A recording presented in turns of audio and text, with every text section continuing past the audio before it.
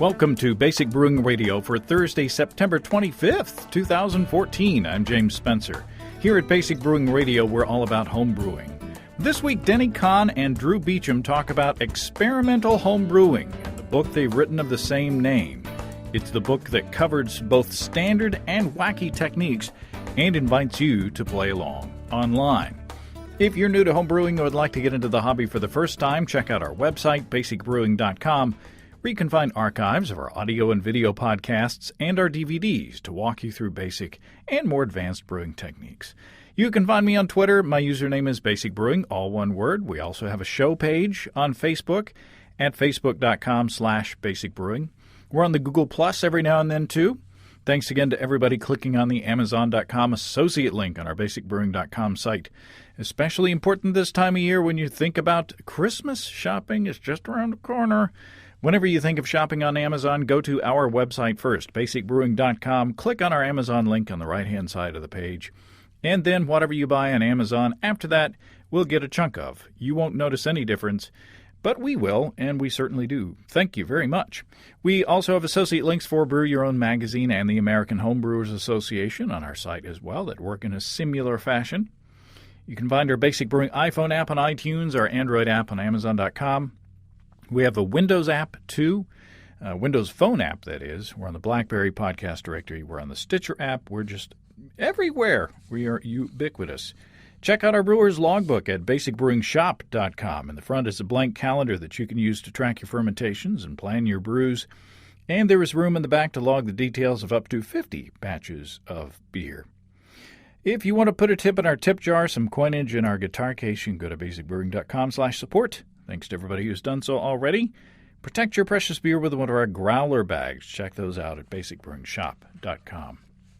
And finally, for a limited time, you can get a free Basic Brewing bottle opener with the purchase of any of our DVD combos.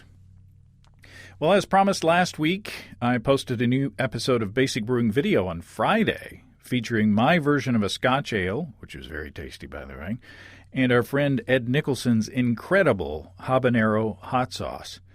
In the video, you'll see that Ed shows one of his Carolina Reaper peppers, which is supposed to be one of the hottest varieties in the world.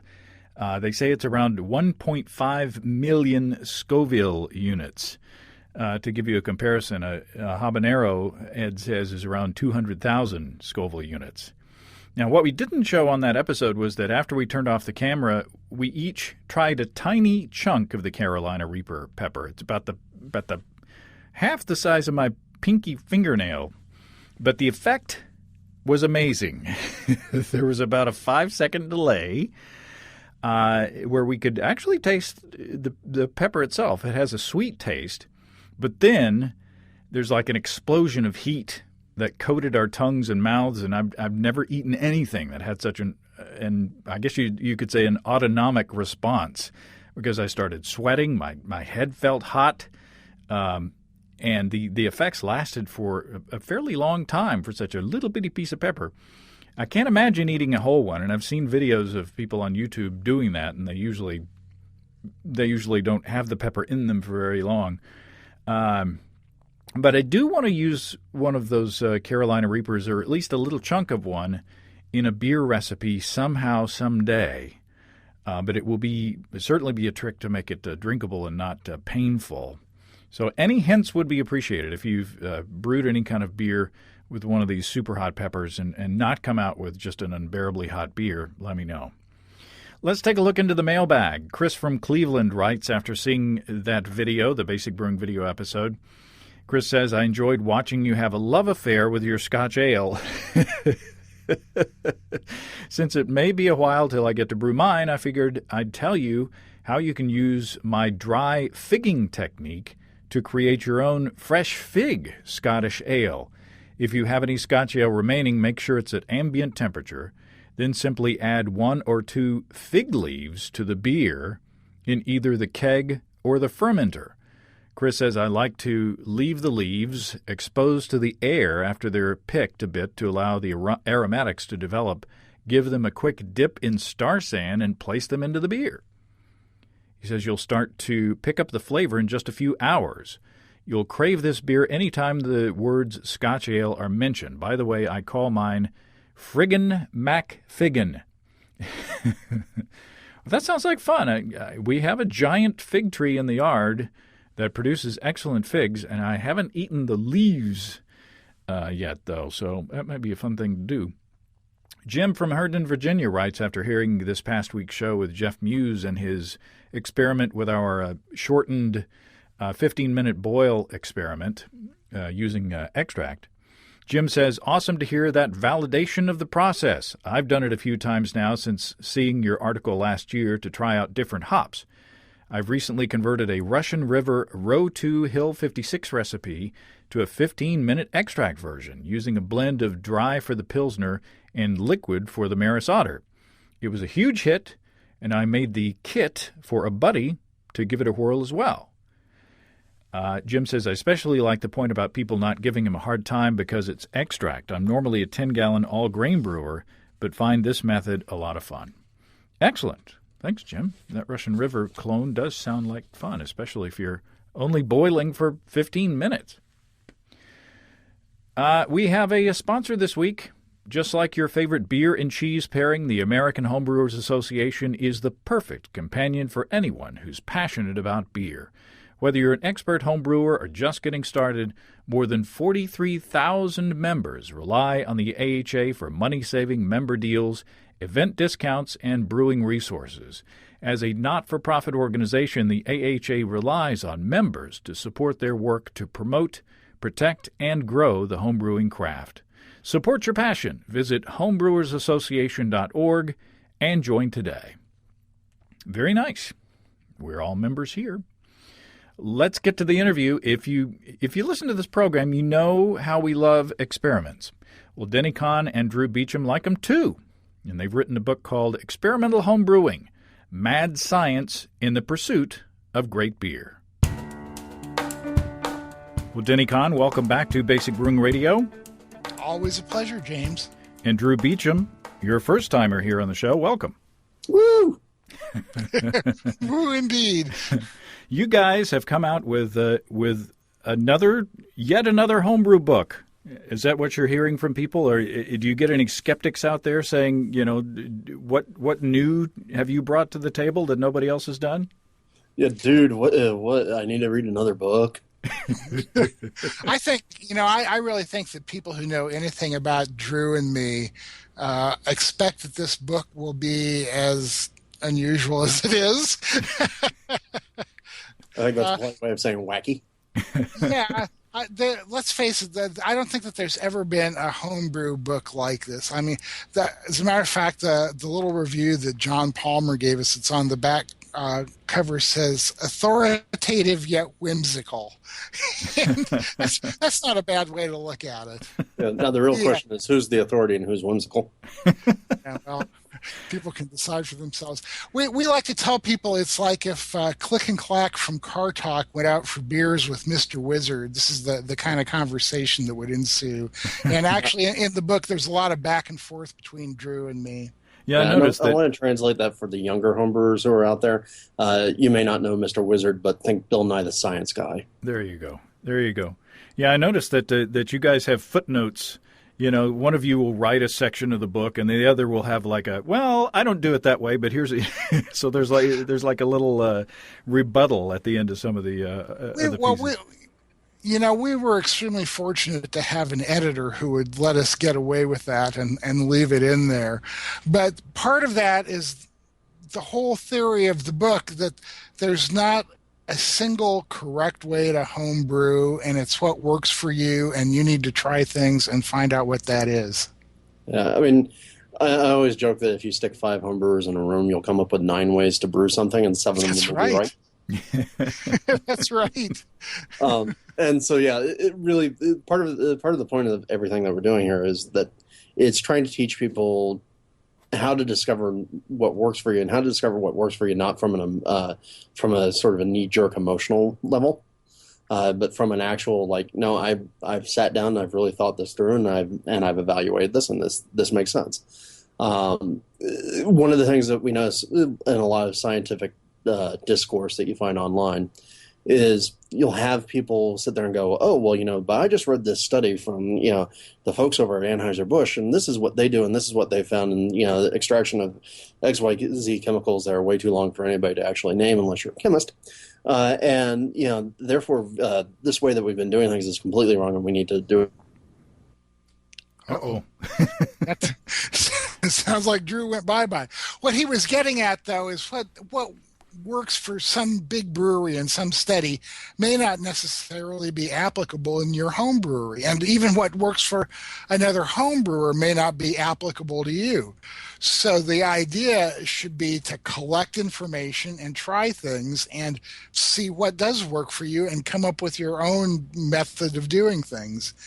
Now, we do take both whack at both sides of the term experimental in this, because besides having the science side, we also have the wild and crazy side with some truly wacky recipes, and some straight ahead recipes that we give ideas for how you can wacky up.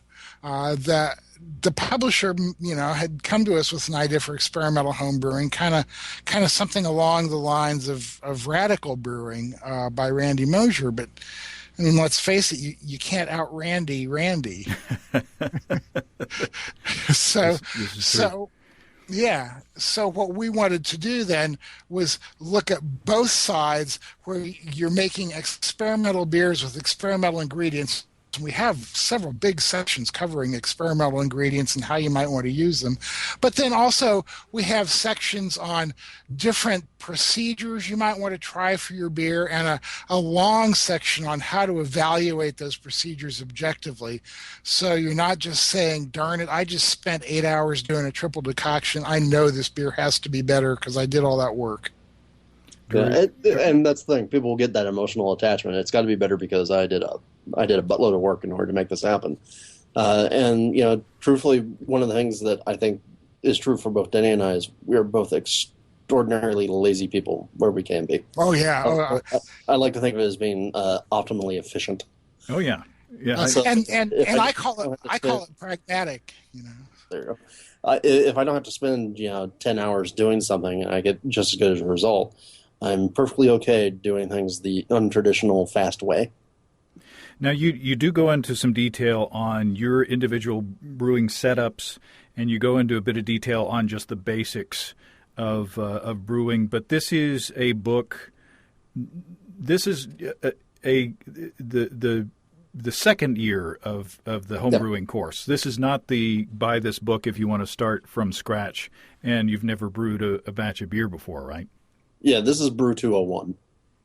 Yeah, this is for people who have been brewing long enough so that they have some idea what they want to do, both process-wise and ingredient-wise, and want to figure out where to go and how to decide if that's really working for them.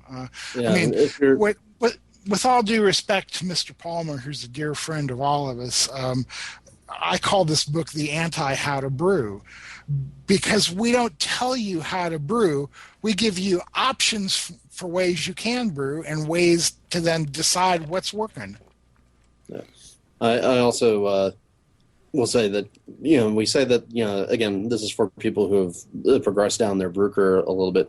If you're a nerdy obsessive type like I am, that means that you pretty much want to pick up this book around batch 5. Now, one of the biggest hurdles that I faced when I first started brewing was that I was the guy who stuck to the recipe, and as I was in cooking at that same time as well. If the recipe said 1/8 of a teaspoon of salt, then that's what's going to go into the pot. And as far as a cooking recipe, and the same thing with a brewing recipe.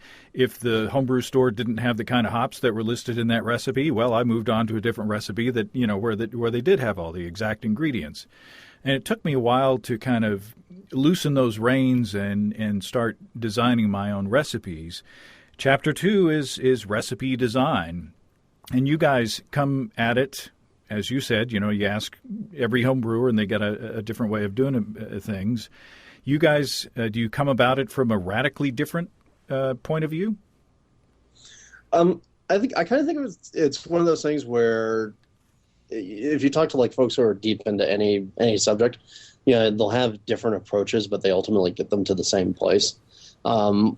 So part of what I wrote up in here is what I affectionately refer to as brewing on the ones. Smash beers have been really popular recently. Everybody's like, hey, look, you do smash. You can explore things and find out your ingredients and what this hop tastes like and what that grain tastes like. And it's very good from that point of view, but frankly, the beers that are produced are not always the best or the most interesting.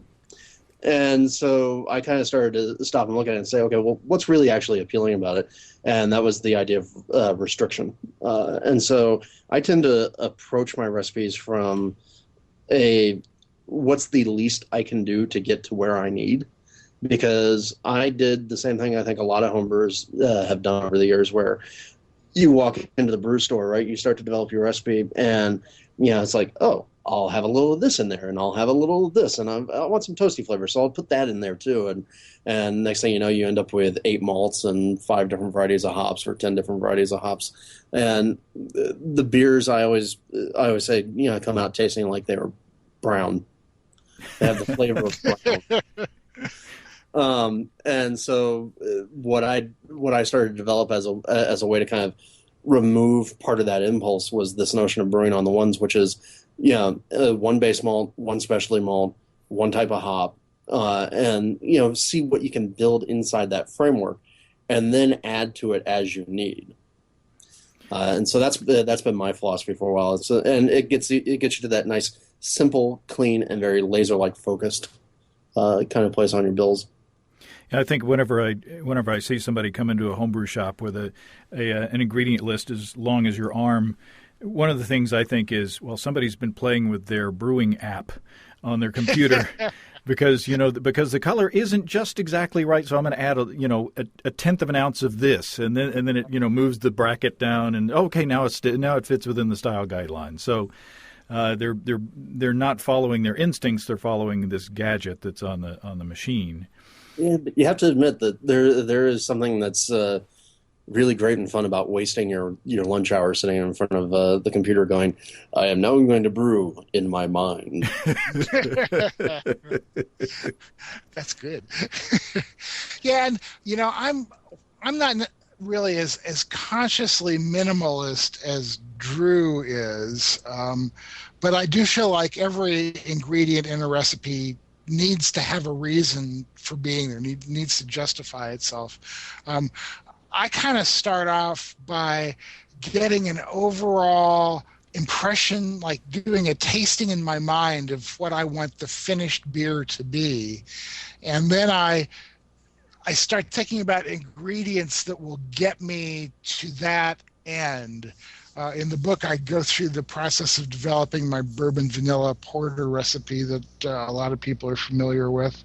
I'm doing the same thing now. I'm trying to develop what I'm calling an American mild, taking the objectives of flavor and body from an English mild, but applying an American sensibility to it. So I start off by thinking where that beer wants to end up. I put some ingredients together that I think will do that, and then I'm a big believer in brewing more test batches than most people would ever have the patience to do. I think my rye IPA recipe took at least a dozen test batches. The bourbon vanilla porter probably 6 or 8. I'm guessing this American mild is going to probably take me 6 test batches. Starting off by changing one ingredient at a time to see where that goes. But then I find after about 3 batches, you can start making larger alterations because you're getting more of an idea of what works and what doesn't. But like I say, using whatever I feel like I need and as much of it as I feel like I need, but being able to justify it by the end result.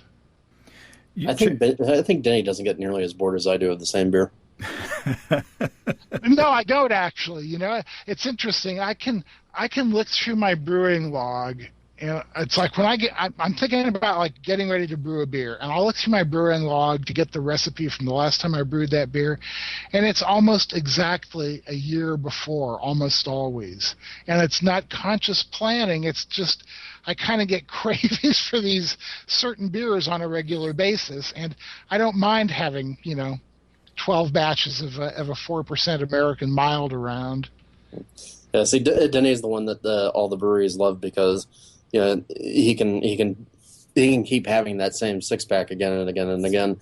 I'm the dreaded craft beer nuevophile. I have to have new things. When I was younger, when you were younger, dinosaurs were still on the earth. Yeah, right, and beer came in stone bottles. Petroleum was still walking. That's right.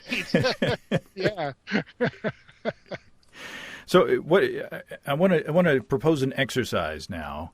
I want to ask each of you to take one of your favorite experimental styles and kind of extrapolate on that. Like start with your base beer, and then take us kind of through some variations to show us how you can experiment with one of these base styles to kind of wackify your beers into some differences.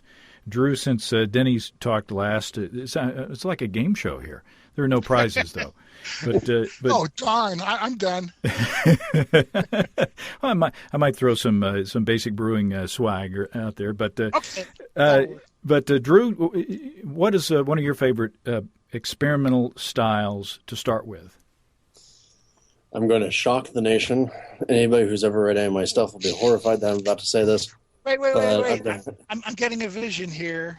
Does it start with an S? It does indeed. Yeah, so obviously for me, it's Saison. I've been brewing Saison now. I started brewing beer in 1999, and I think I first started doing Saisons in about 2000. Which is like, I like to say, I was doing this before you kids. And Saison to me has always just been, one of my favorite playgrounds because it can support so much craziness. As long as you get the base things right. And one of the biggest fundamental failings I see in a lot of people's Saisons, both homemade and commercial made, is that they don't pay attention to the primary tenet of Saison, which is that it has to be dry. You get a lot of people who they'll build like these big, weird, wacky beers on a Saison base, or what they say is a Saison base, and they end up kind of being a sweet, cloying mess. So for me, Saison, get it dry, and that's where you can play.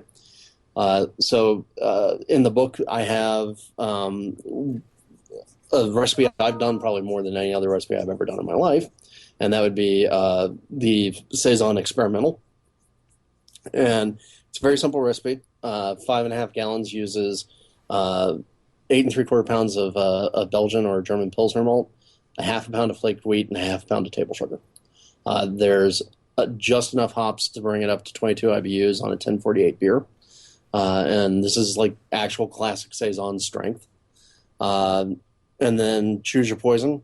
3711 is great for playing around, I find, with a lot of fruit and hop flavors.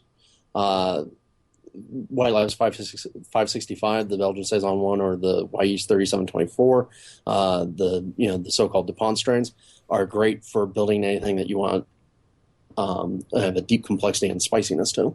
And the other thing I always tell people is, people are like, oh, I don't want to use the DuPont strains because they stall out on you. They'll ferment like gangbusters, and then they'll hang up at like 1020 and hang out there for a while, or 1030. The keys for avoiding that: start cool, pitch a lot of yeast, and most importantly to me, don't use an airlock. The DuPont strains seem to be incredibly back pressure sensitive. And so ever since I stopped using airlocks on my primary ferments for Saisons, I have never had the dreaded DuPont stall. Do you cover the mouth of the carboy with anything? Yep, sanitized aluminum foil. Denny considers aluminum foil to be sanitary off the roll. I'm a little extra cautious and spray it down with Star San. How hot does an aluminum foil press get, Denny? Really hot. I mean, my basic. What I'm figuring is that you wrap your food in it. It's used for food grade stuff all the time. And bottom line is that I've never had a problem not sanitizing it. It doesn't hurt to spray some Star San on there. If I have Star San handy, I do. If I don't worry about it. Unless you're like one of the listeners who wrote into me lately and found out that the infections that he was getting in all his beers were stemming from his dirty Star San bottle, spray bottle. No. So yeah, there's that. Yeah, sanitizers don't work if the sanitizing agent has lost its potency. And I know for a fact that Star San becomes a really good growth medium for a lot of different things if it loses its pH control. So, be careful with that. Yeah, let's just say this. If your Star San is green and fuzzy, you should probably replace it. So, Drew, how would you riff on your Saison, on that base beer? Well, I can think of two immediately. First one, very kind of modern world, which is a Citra Saison.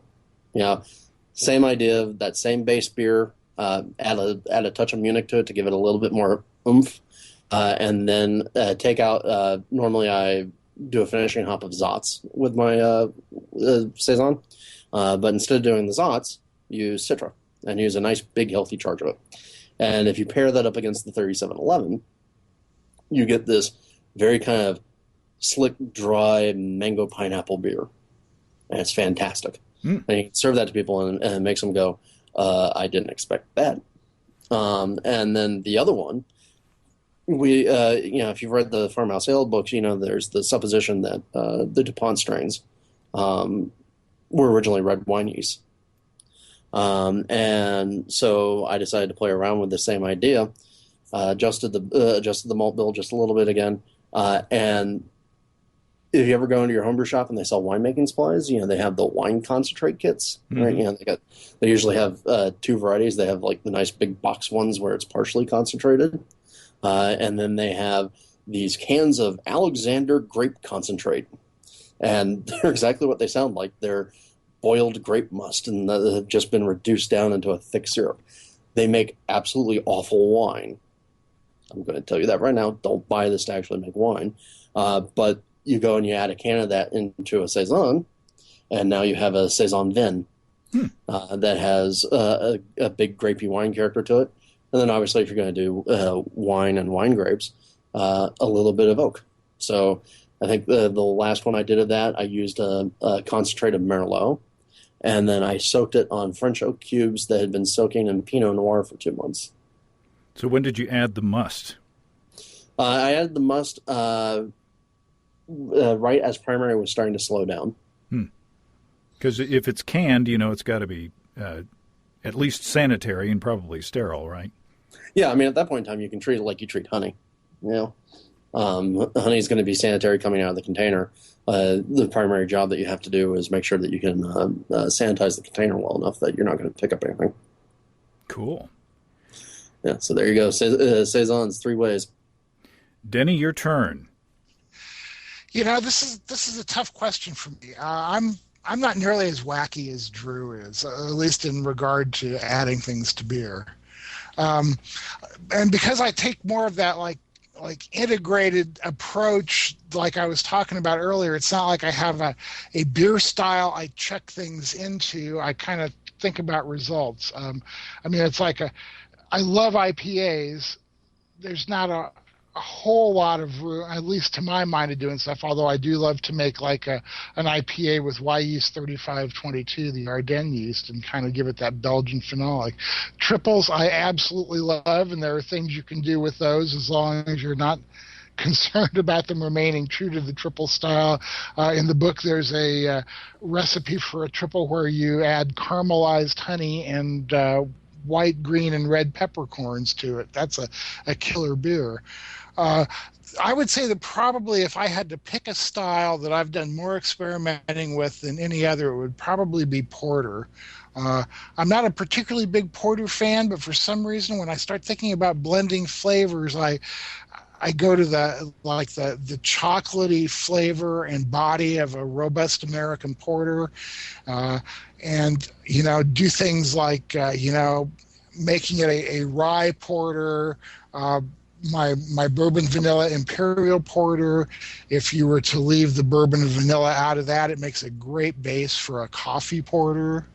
I've made a blueberry porter, which was very interesting because blueberries are such a subtle flavor. They really, really melded with the porter well, but you had to use a lot of them. Yeah, you would be afraid that if you didn't use enough, it would be perceived as a defect rather than yeah, right. I think that I used around 8 or 9 pounds of blueberries in a 5-gallon batch, and still it was one of those what is it things. That's a nice note, but I actually had to tell people it was blueberries before they could realize that. So, well, because I think most people aren't familiar with the taste of the fruits after they ferment out. Like blueberries become basically, pepper. Yeah. Speaking of pepper, yes. Speaking of pepper, you have a. When I saw you guys at Club Night, you were handing out recipe cards for your Pepper Pile Pale Ale, which not only has the hot peppers, but it also has peppercorns as well. Well, and we don't want people to think that this is that this beer is all about pepper and peppercorns. There's only 2 recipes, and we've now mentioned both of them. That's right. Yeah. But the idea isn't to burn your face off. The idea is to enhance the beer flavor. Or at least that's what we tell people. Well, and so the part of the inspiration for Pepper Pile came from again the world of saisons, right? And when when people didn't really have access to saison yeast, they didn't really understand how to drive them to get the right spice characters done out of it. At least here in California, the peppercorns were a fairly common addition, so that people were trying to get that same kind of pepperiness that you get out of the saison yeast.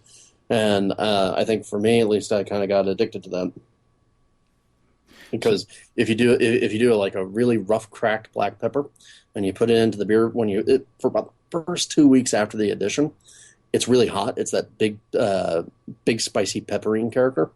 After that tends to fade out, and what you get is this kind of deep and very hard to place earthiness instead of the heat. So how do you balance the heat? You use jalapenos, right? Yeah, but you use the red jalapenos.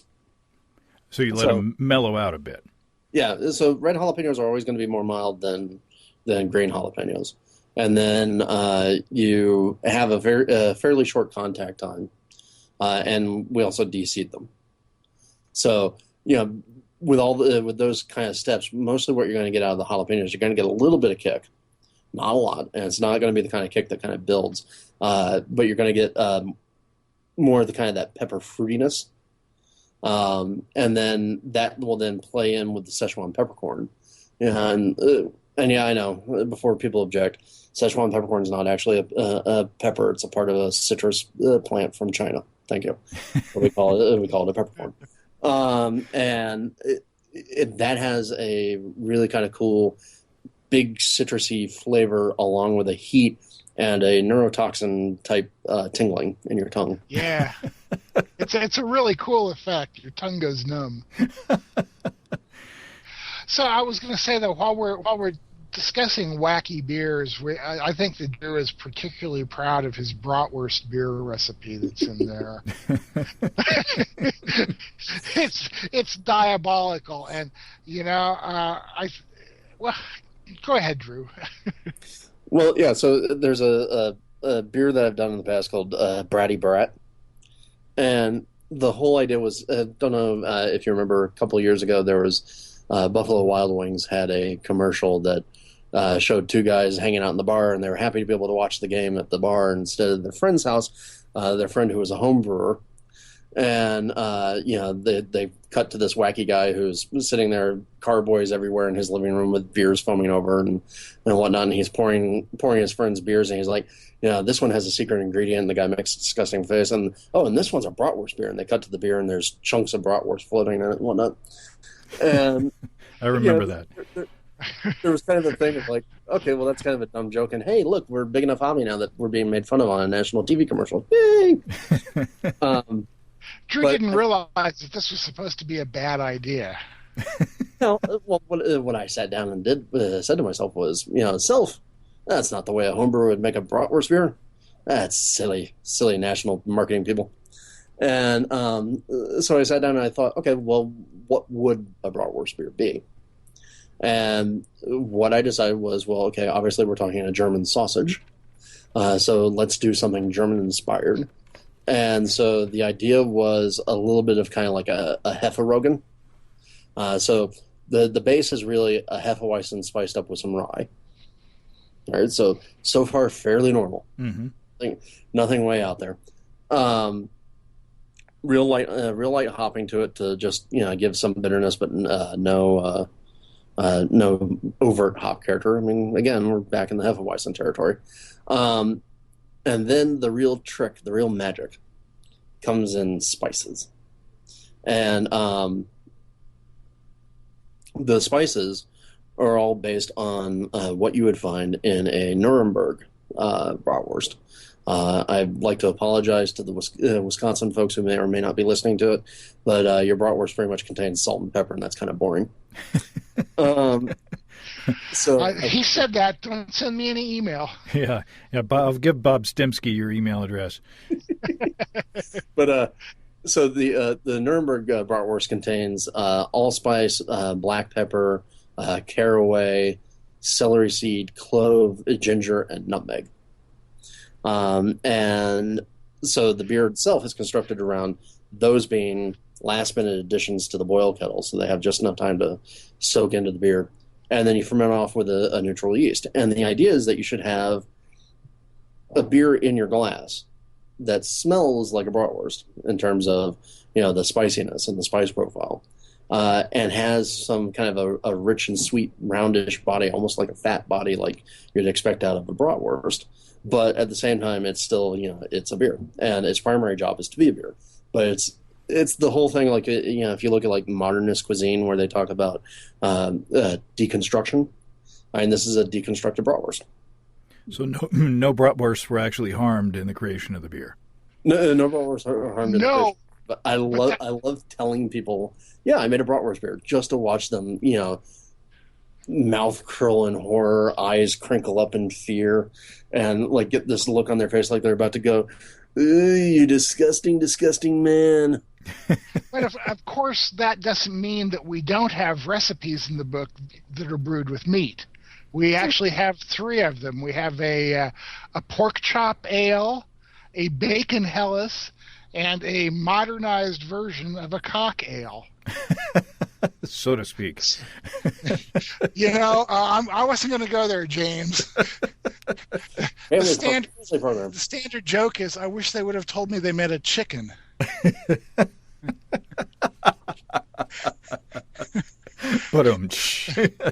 Yeah, right. But the pork soda recipe for a brown ale with pork chops is very interesting. I run an iron brewer competition for my club, and for years I had joked that I was going to make the secret ingredient pork chops. And although I never actually did, one guy in the club decided he would show me what a pork chop beer was like. And it was the best pork chop beer I've ever had. So how do you deal with the fat? I mean, if you actually put a pork chop in there, there's pork tends to be a fatty meat, and it seems like the fat would destroy your head retention. Well, you'd think that, but he puts the pork chops in the mash, and it worked fine. By the time he got to the final product, the fat had, like, I assume he'd racked out from underneath it. You've But heard it here first, folks. More than likely, barley husks will soak up fat. Oh, It's there you America's go. new diet for dietary health. Yeah, yeah, I'm wearing some right now. yeah. Well, there you go. But yeah, I mean, the ingredients he used for this were pork chops, grains of paradise, ground sage, black peppercorns, and then more ground sage. He dry saged it. So we, So we we should say that not every recipe in this book is as off the wall. That there's normal stuff in here too. It's just not as fun to talk about the normal stuff. That is exactly right, and especially in the chapter of the book where we're talking about our favorite experimental styles, we start with the straight ahead recipes for that style, and then start talking about how to change them. The chapter on recipe design has some pretty darn good straight ahead recipes. So yeah, not everything has to have meat or peppers in it. Although I would argue that one thing I did learn when I was writing the cider book, the one I wrote just before this one, is that meat does have a very long place in the fermentation sciences. Used to be that before they understood the idea about yeast nutrients and all that sort of for that matter, before they understood about yeast, the brewers and cider makers had figured out that sometimes if their beer and cider wasn't finishing out and wasn't clearing, that they could go and stick a side of pork into the vessel, and it would help finish the beer or cider out. And nowadays we know that what they were actually doing was they were adding amino acid chains to the and free amino nitrogen to the must, and that was allowing the yeast to go, oh, okay, I can do my job now. But go throw a pork shoulder into the beer. That's what you had to do. That's a terrible waste of pork. Well, I want to know what possessed the first guy to think of that.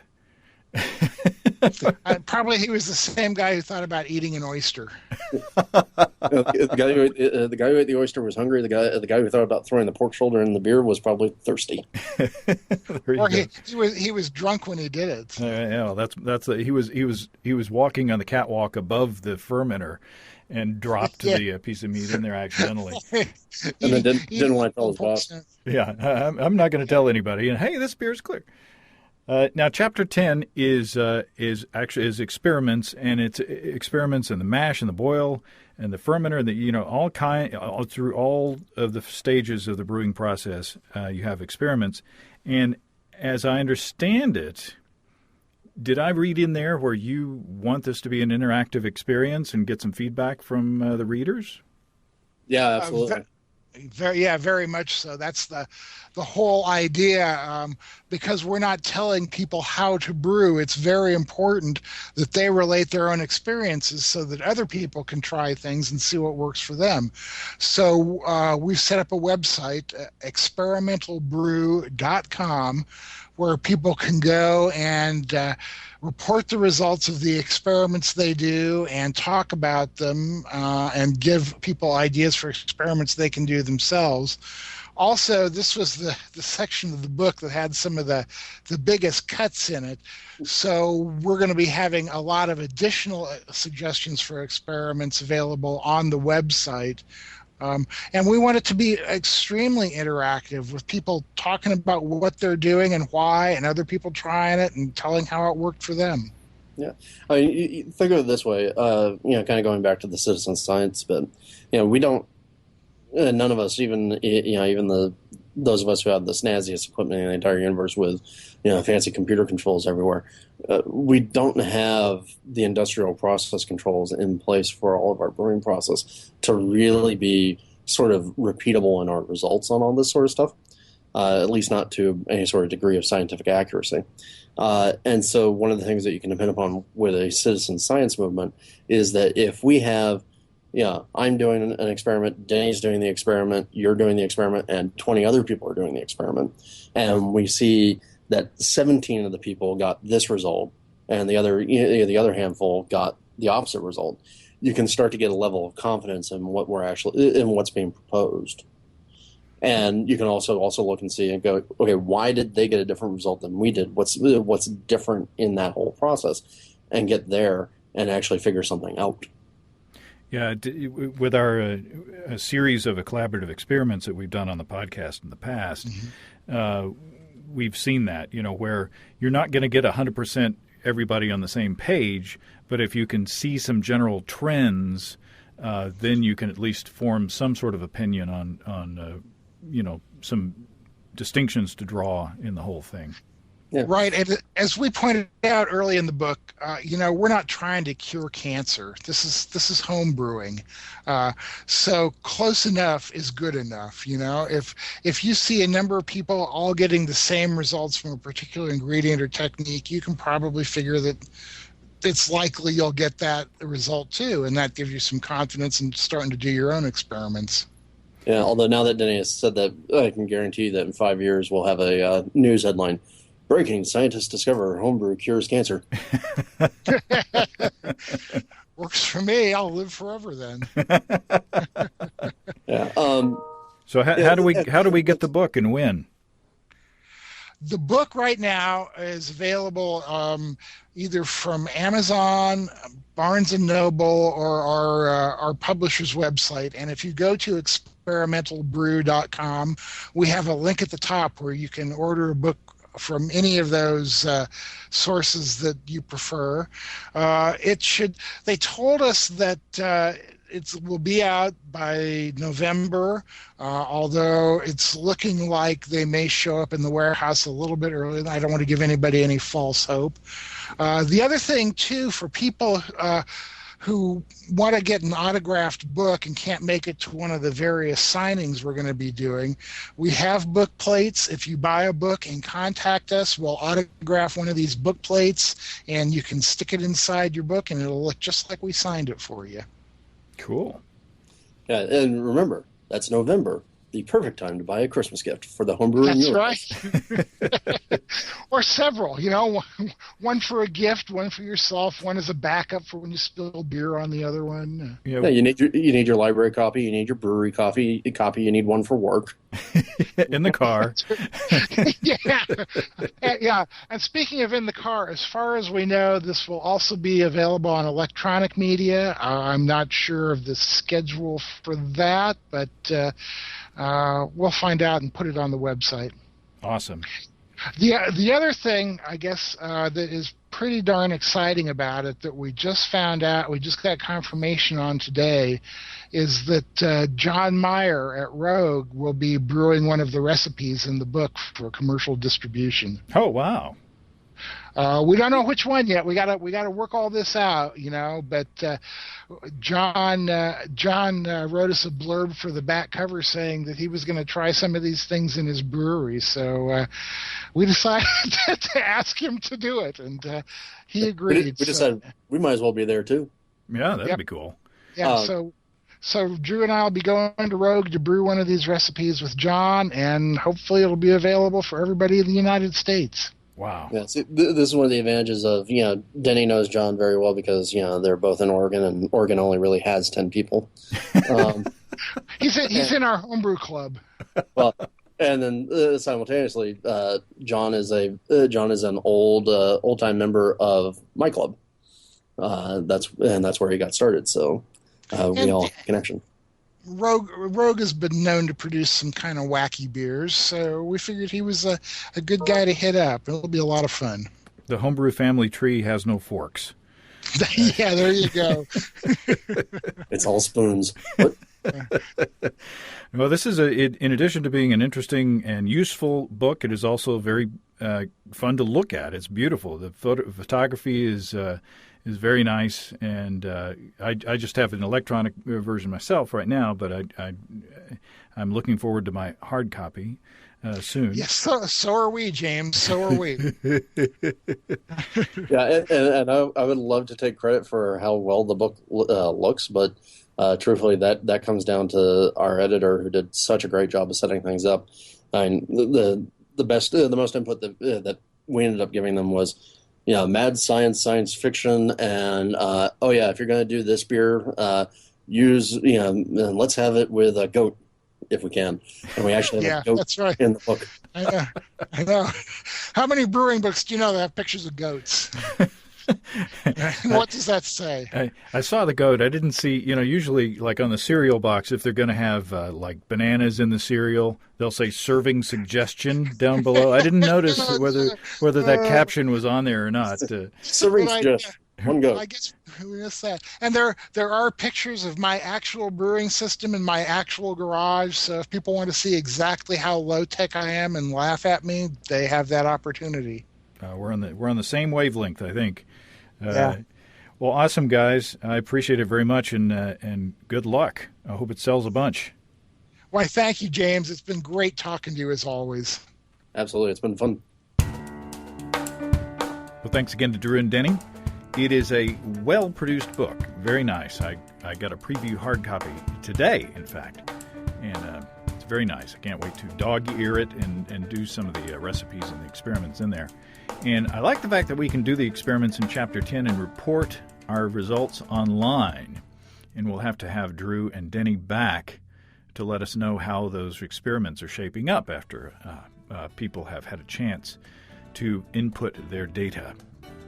In the meantime, if you have brewing questions, show suggestions, or just want to say howdy, write to James at basicbrewing.com, or just fill out the contact form on basicbrewing.com, and please don't forget to tell us where you're from.